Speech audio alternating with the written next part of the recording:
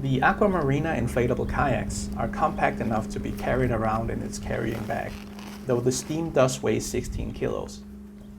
In this video, I will share my impressions with the Aqua Marina Steam and compare it to the Betta, which is their cheapest model. Unfortunately, I forgot to bring the seat when filming by the sea, so this part of the video is shot in my garden.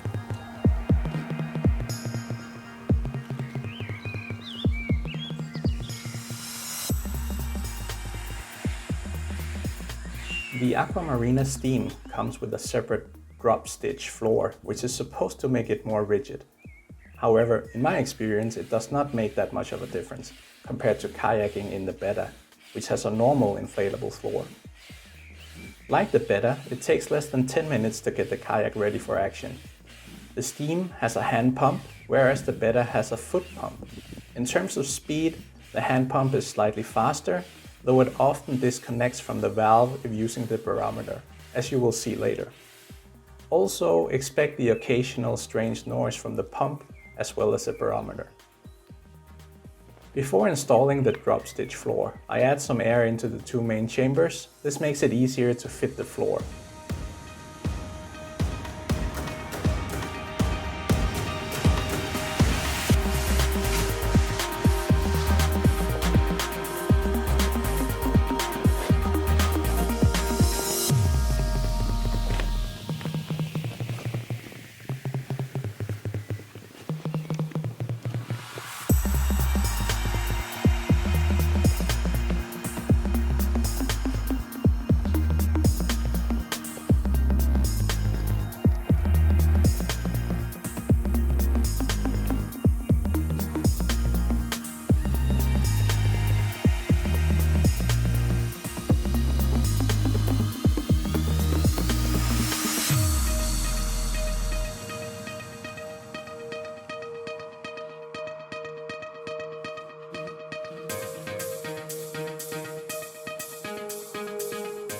Note that when using the barometer, the hose often pops out.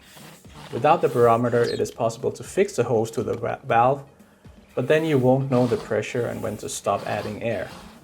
Do remember to turn the valve to its extended position, or the air will flow out once the hose is disconnected.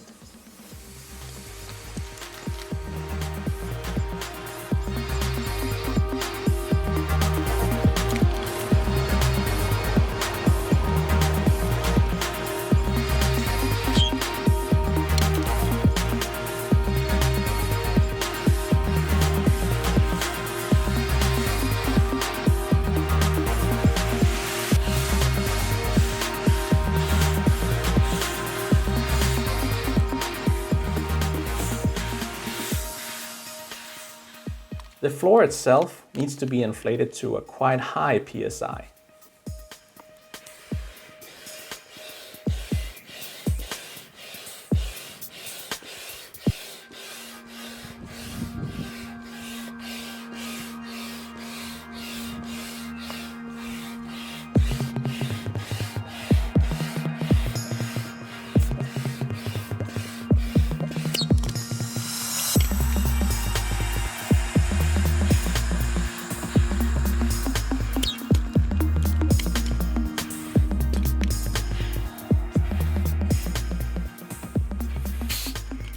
The Steam also has a keel, which supposedly gives more directional stability.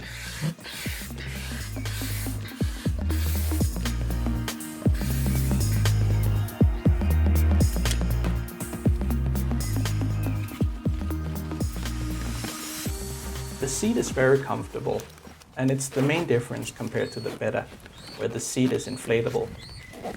The seat comes with two side pockets for holding drinks and a larger pocket to keep things.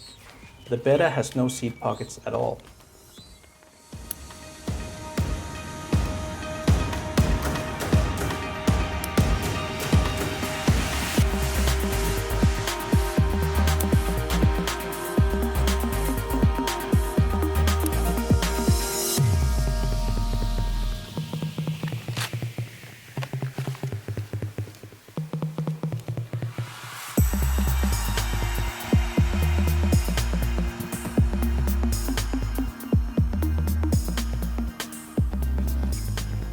The keel does raise the front of the Steam.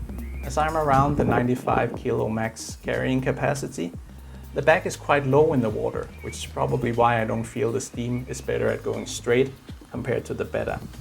The Steam has a lot of outlets to purge water.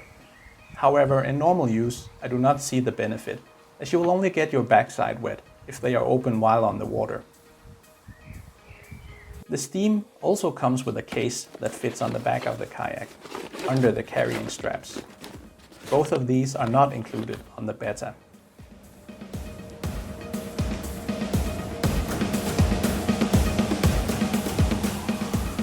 Both the Steam and the Betta share the same fins. They can be quite hard to install and remove, especially if sand has gotten into the opening. Use some water to make installing and removing the fins easier. It is by no means as easy as seen here in this video. The Steam does not come with any paddle. I bought a relatively cheap Aqua Marina aluminium paddle, which can be separated into 4 pieces and fits in the carrying bag. It's decent enough as a beginner paddle. The Betta, on the other hand, does come with a paddle, but it is absolutely rubbish. It broke on the first day.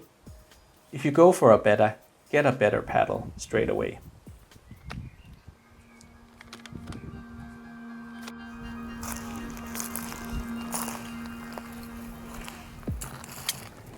The Steam and the Betta are about the same size.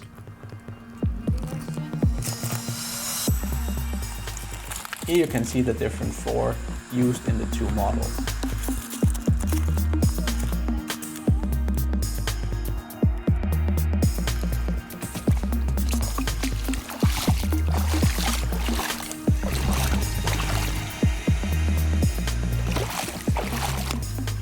The Betta does wobble a bit when paddling, but so does the Steam. Naturally, they don't go as straight as a solid kayak, but since they can be carried around without the need for a car, I think it is a fair trade-off. And even without the seat, I did manage to get some relaxing time on the water.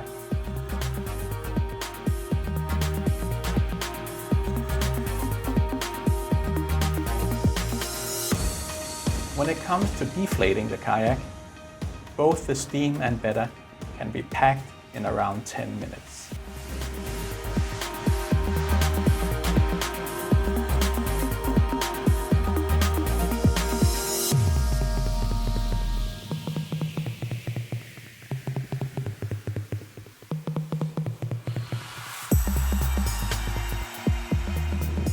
Now that was my impressions with 2 Aqua Marina kayaks.